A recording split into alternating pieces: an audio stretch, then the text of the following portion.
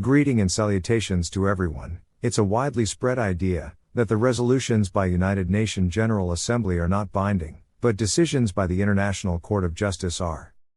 A resolution in March 2022, adopted by 141 countries in the United Nations General Assembly, demanding that Russia immediately and unconditionally withdraw from Ukraine, but Russia willingly continues with its illegal military offenses against Ukraine. On Ukraine's application, the International Court of Justice, in a provisional measure ruling, again in March, ordered Russia to immediately suspend its military operations in Ukraine.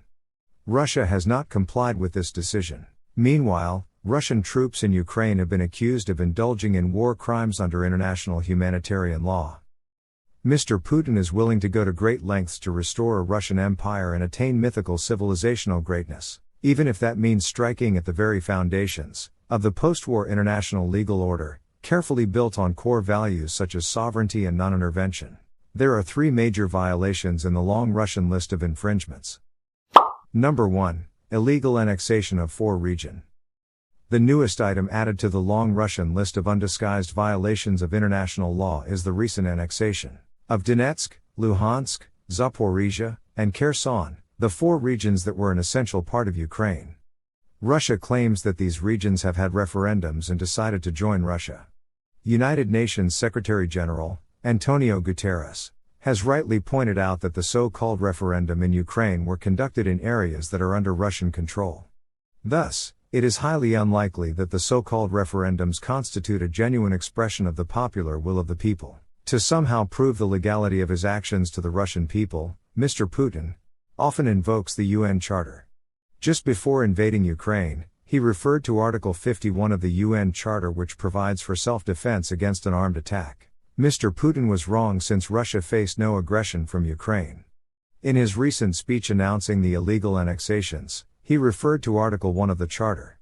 The reference particularly was to the right of liberty of the people of these regions. President Putin is wrong again. The contours of the right of self-determination under international law are debatable.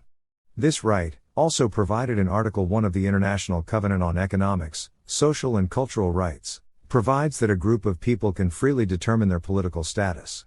But this right has to be read with Article 2 of the UN Charter, which lists the principle of non-intervention as one of the 7 core principles of the UN.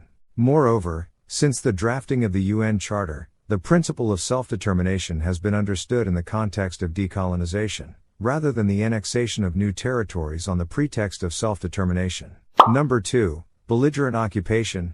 Russia's control over the 4 Ukrainian regions, before the so-called referendums, is known as belligerent occupation under the international law. Rules on belligerent occupation are explained under the Hague Convention of 1899, the first treaty that laid down the laws of war.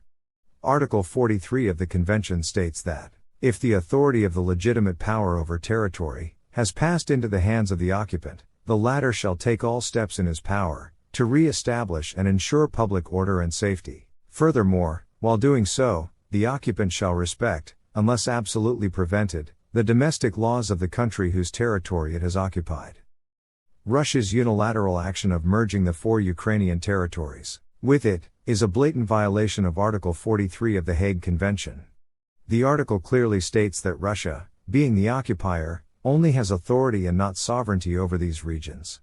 Further, any change in this status, from authority to sovereignty, can only happen with Ukraine's consent. Moreover, Russia should have retained the existing Ukrainian laws of these regions. But Russia has made these regions part of its own territory, which means Russian laws would apply there, now. What is ironic is that the Hague conferences were led by the Russian Tsar Nicholas II.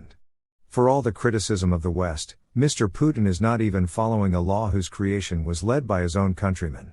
Number 3. Bluffing, nuclear attack. In a recent speech, the Russian president, in an extremely irresponsible and provocative fashion, hinted at using nuclear weapons in the ongoing war. Consequently, the threat of a catastrophic nuclear war lingers in the background. Neither Russia nor Ukraine has signed the Treaty on the Prohibition of Nuclear Weapons.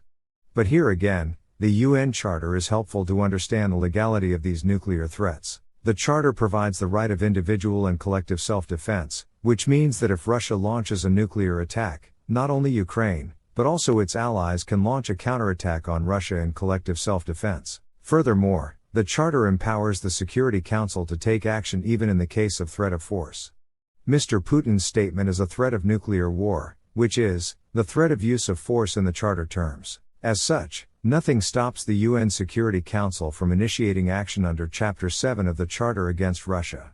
Of course, it is not going to materialize, primarily because of Russia's veto power as a UN Security Council member. Finally, ultra-realist foreign policy will point to the irrelevance of international law as it has failed in restraining Russia.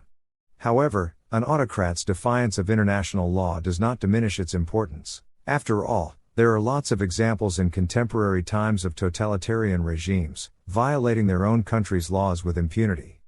But that does not make domestic law irrelevant. On the contrary, it underscores the need for everyone to actively emphasize its importance. Likewise, the need to articulate international law norms is highest in the face of its blatant violation. We should not end up on the wrong side of history. So, that was the video. For more content like this, subscribe to my YouTube channel, and please like and share. Thanks for watching.